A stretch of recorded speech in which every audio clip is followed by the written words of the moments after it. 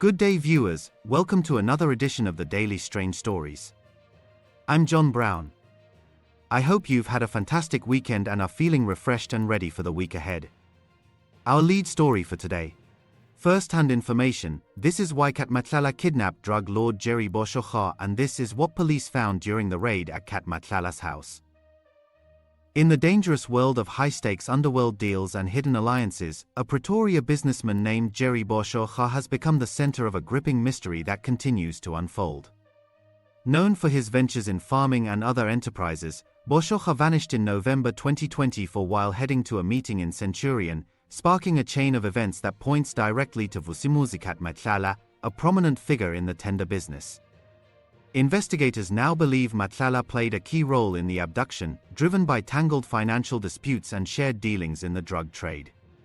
This belief stems from a dramatic police raid on Matlala's lavish mansion on December 6, 2024, where officers uncovered clues that linked the property directly to Boshoga's ordeal. Among the most striking finds was a simple white sheet with torn edges, manually ripped and tied to a window as an improvised curtain, matching the backdrop in videos where Boshoga appears pleading for his life. The raid has revealed layers of connections that suggest Matlala's involvement goes beyond mere coincidence. During the operation, police searched every corner of the expansive home, hoping to locate Boshoga himself. Although they did not find him there, the evidence they gathered has painted a picture of a man deeply entangled in Boshoga's disappearance. On that day, Jerry got a call from the business partner that they should meet. Is this a known business partner? Very known. Okay. Okay. My brother knows. You've seen them. Okay. So can you imagine how trauma he saw everything? And where they drove there, Jerry was not with his bodyguards at that day. Right. Yeah. Crazy. That's actually insane. He wasn't. He's like, you know what, Dimi, please can you just drive me quickly to Centurion? Let me just meet with this business partner. They got there. Jerry got out of the car. Dimi's back here. He got out of the car. They spoke maybe like for 5 minutes. Jerry got inside the car. Inside the bakkie. The bakkie, just to let Dumi know that, listen, I'm just rushing quickly down the road. My business partner wants to show me some new building where we're going to be doing a new project for the business. I'll be back. Just give me 10 minutes. Dumi's like, okay, sure. That was it. The rest is history. Dimi called the wife after like 30 minutes or an hour. So I was like, hey, happy, I've been waiting for Jerry. Jerry's not here. What's up? Haven't you had a call? The phone is off. The wife's like, no, not yet. To why, what's up? It's like, hey, since that time, the phone is off. It's unlike him. After 5 minutes, the lady calls the wife. Calls, Dumi. Yes. Jerry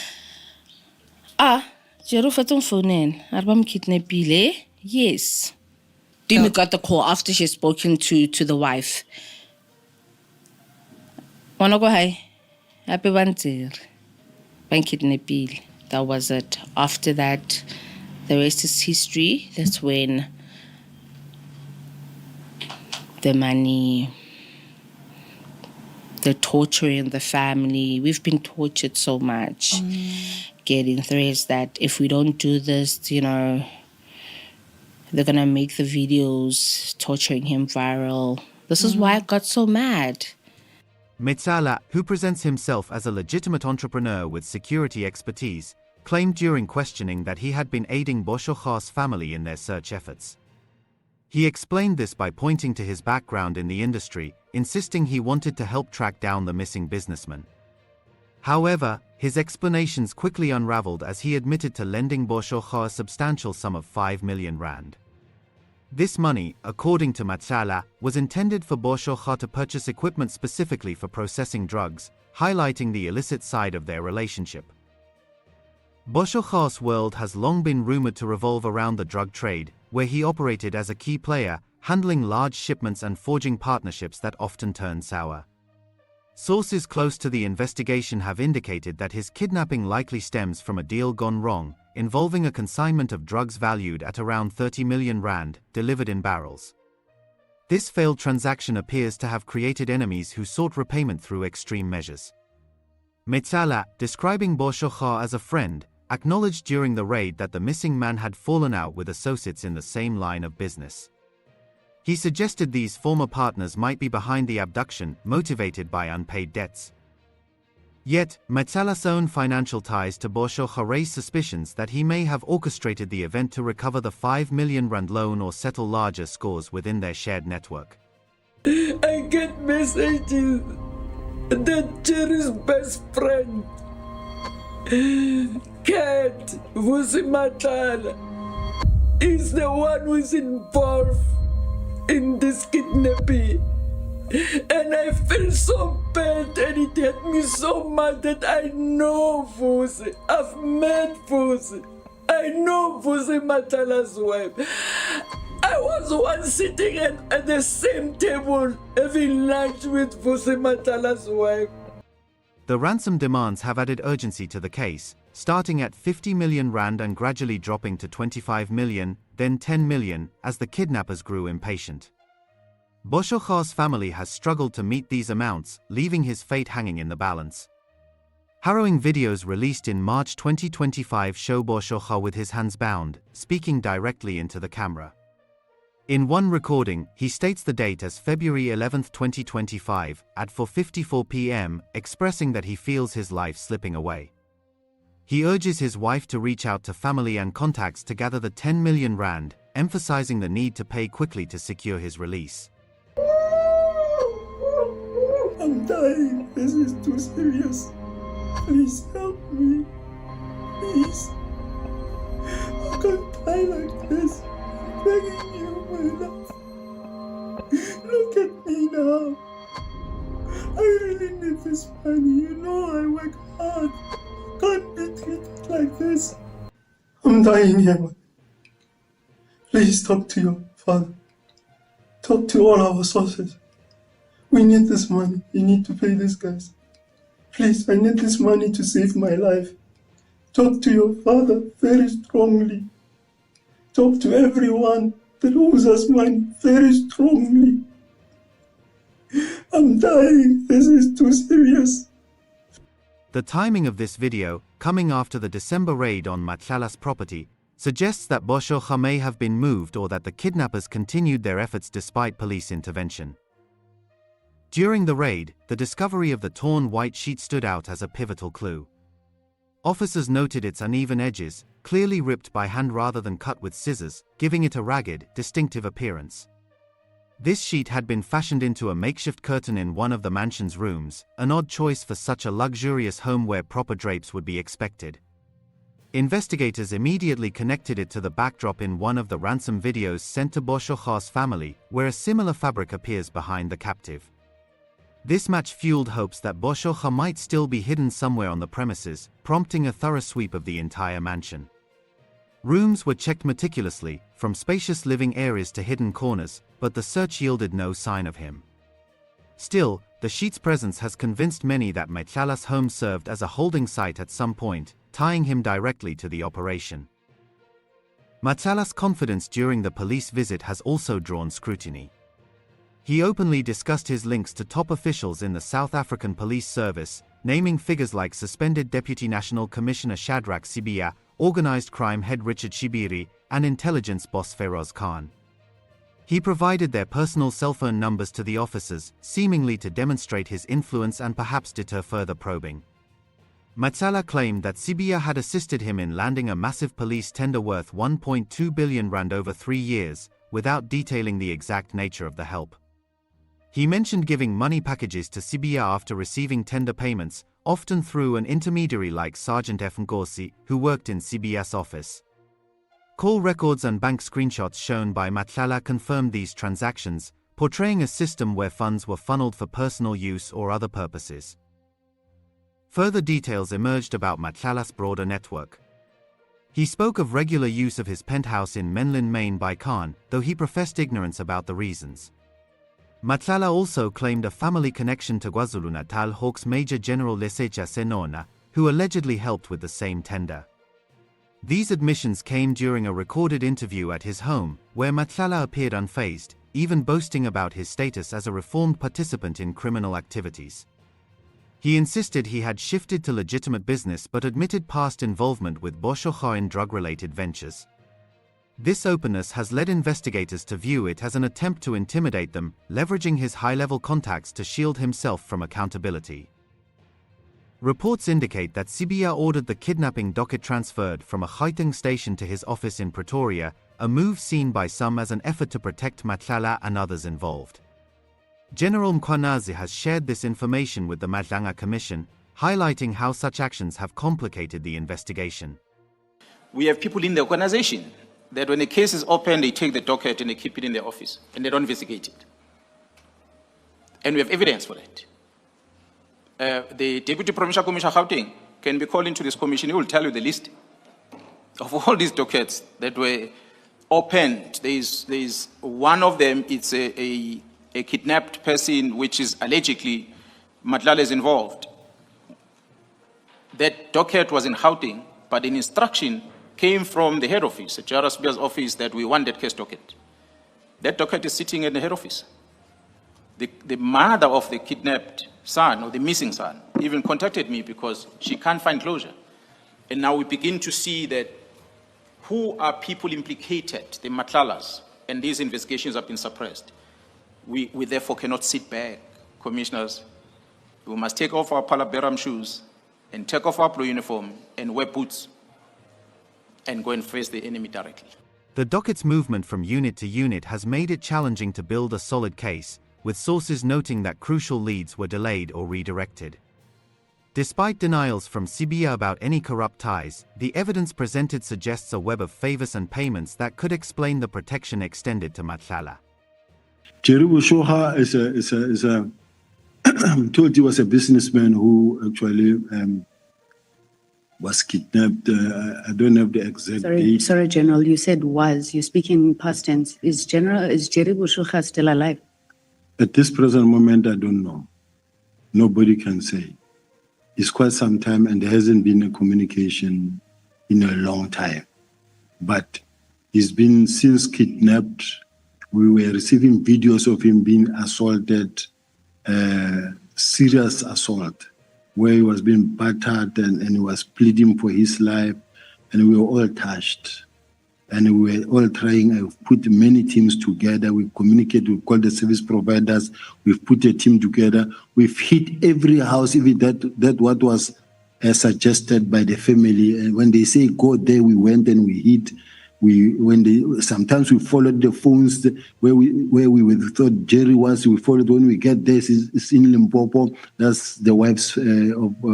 Maybe Mr. Matlala's family, we hit that house. No, it's not the right place. So we've been all over. But I was even approached by the family, the brother-in-law of Mr. Boshoga, and then we called on everybody to be part, including intelligence, including Gauteng. They've been working together. Even now, it is the team that is still running on Jerry Boshoga's matter. He hasn't been traced, and they're working with the family. And the family is happy. I've got the report. Witness accounts from the Madlanga Commission, held in Pretoria, have brought these details into sharper focus.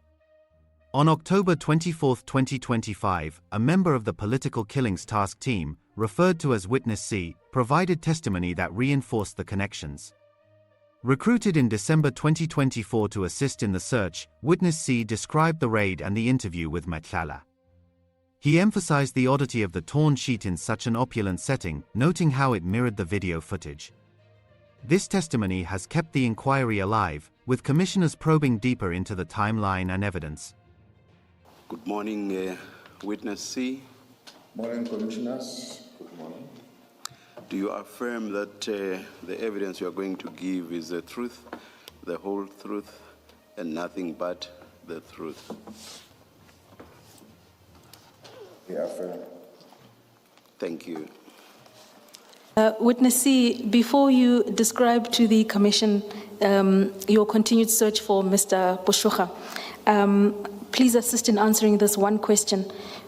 With reference to paragraph 24, please explain to the Commission what was the importance of holding a briefing with the members of the Special Task Force and why it was deemed necessary for this operation. Thank you, Commissioners. It was deemed necessary to conduct the briefing because the STF members were not aware of the planned operation. They had to be briefed about the structures of the premises, and they had to be given the background of the target. So it was deemed necessary for them to be briefed or to be informed beforehand. Thank you, Commissioners. Witness C, the involvement of the STF, we've understood that they don't get involved in regular policing. Why did it become necessary to involve them in your operation? Thank you, Commissioners. It was necessary because this was a kidnapping case whereby somebody had been held against his or her own will. And one of the special fields of the STF is the hostage negotiations and release. Thank you. Thank you. Thank you, Commissioner. Witness C, we are now at paragraph 26 of your witness statement. Please describe to the Commission this event subsequent to you entering the Boshoga, my apologies, the Matlala residence. Thank you, Commissioners. Myself and the FSL experts, we did a walkthrough the premises whereby the FSL expert was taking photographs of all the evidential items that we had found, and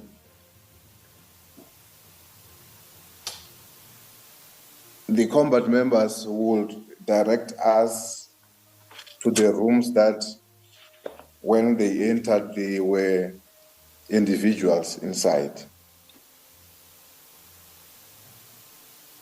Thank you, Commissioners. Please proceed, Witness C. Okay. Thank you. At the first room, we have found one person who became known to me as a Malawian national, Mr. Yusufu Mutupanyama, in one of the rooms in the main house. He indicated to us that he is a general worker at the premises, and when asked, "Who are you with in the premises?" he just mentioned that my boss is not here,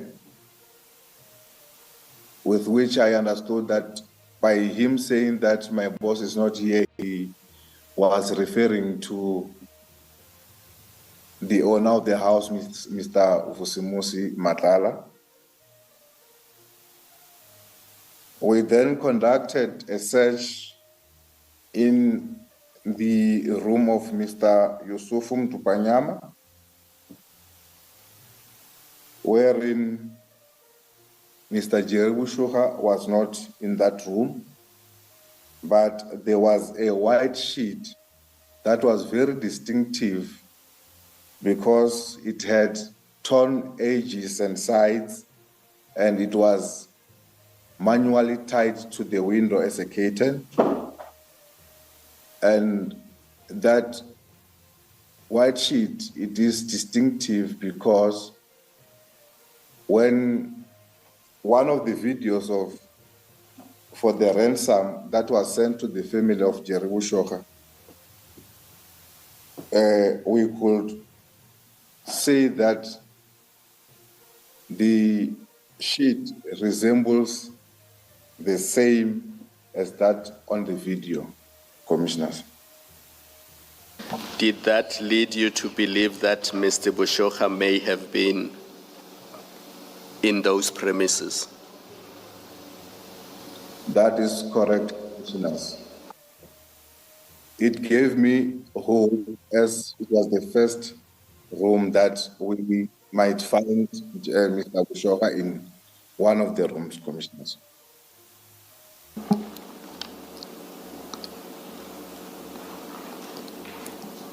Witness C. Witness C, just to be sure that we understand, you say the distinctive features that looked very similar and that made the sheet, that white sheet, look very similar to the one in the ransom videos.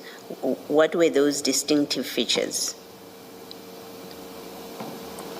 Thank you, Commissioners. The sheet had uneven edges. You can tell that a scissor was not used to cut the sheet, but it was torn apart it was teared off with hands, and it was just a white, clean sheet. And to me, it became very odd to find that sheet hanged or manually tied to the window in that house. Thank you. Thank you. Witness C, you used the word odd to describe the manner in which the sheet was tied. Or please explain why you would describe that using that word. Thank you, Commissioners.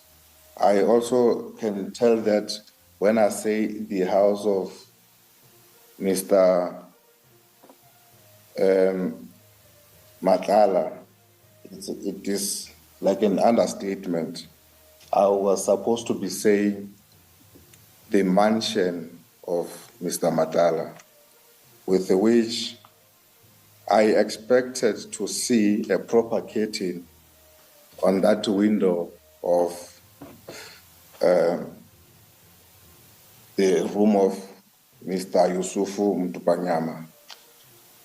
Thank you, Commissioners. Thank you, Witness C. With reference to paragraph 29, did you question Mr. Yusufu on, the sheet, and what was the response you received from him, if any? Thank you, Commissioners. I had asked Mr. Yusufu as to where did he get the sheet, and he indicated that he was given by his boss. And though he never told us as to when was it given to him, Commissioners, and I further asked him if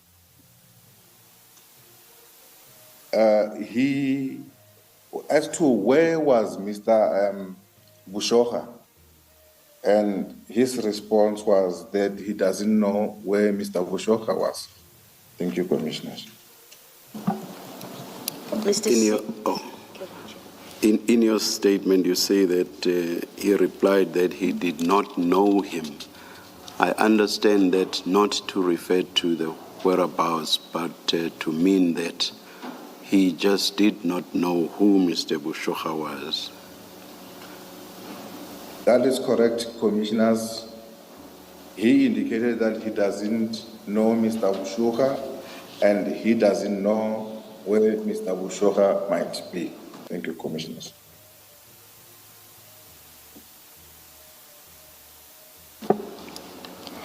Thank you, Witness C. We are now at paragraph 30 of your witness statement on page 12. In paragraph 30, you mentioned that you are called by a member of the team. Please relay to the Commission what happened thereafter. Thank you, Commissioners. One combat member came to me and indicated that there are some cottages on the outside where I should head to, as there are individuals in those cottages. So I requested one member of the combat team to remain with Mr. Yusufu, and I proceeded to the cottages. Whereupon arrival at the cottages, I have found 2 adult males, African males, who then became known to me as Mr. Mzimela and Mr. Mtetwa. I asked them as to what they were doing there, and they informed me that they work for Cat VIP Security, further informing me that the security company they're working for belonged to Mr. Vusimuzi Matlala. Whilst I was still speaking with them, I saw 2 pistols that were on the bed under the pillow. I could still see, even though they were under the pillows. And there were also 2 rifles that were propped against the wall in the same room. Then I asked them as to who the firearms belonged to, and they indicated that they were Cat VIP Security Company firearms, and they had been permitted to be in possession of those firearms. I then asked for the permits for the firearms, the 4 firearms. And when I checked at the permits of the firearms, the serial numbers... Before you continue, from what you say here, that is in paragraph 32, and what you say later, it seems to me that there's a difference between a firearm license and the permit or permits that you refer to later. Can you please tell us what a permit is? A permit means that it will be a firearm that belongs to a company, and a certain individual with competencies to carry such firearm can be permitted to use or to be in possession of that specific firearm whilst the person is on duty. So the holder of the firearm license is the company, and then permits get issued to individuals who are to be in possession of the firearms, getting possession from the company. That's correct, Commissioners.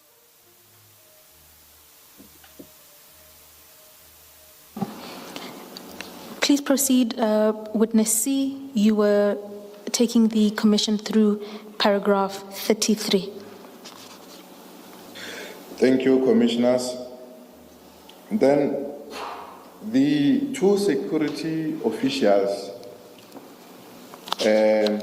handed me the permits. I then checked the permits and I found that they indeed correspond with the serial numbers on the permits corresponds with the serial numbers of the firearms. But on the permit, I noticed some sort of irregularities on the permit because the signature on the permits were pre-signed, or I could say that they were digitally signed, which means that any person can just write in the serial numbers of the firearms and will say that the firearm were indeed handed over by the responsible person of the company.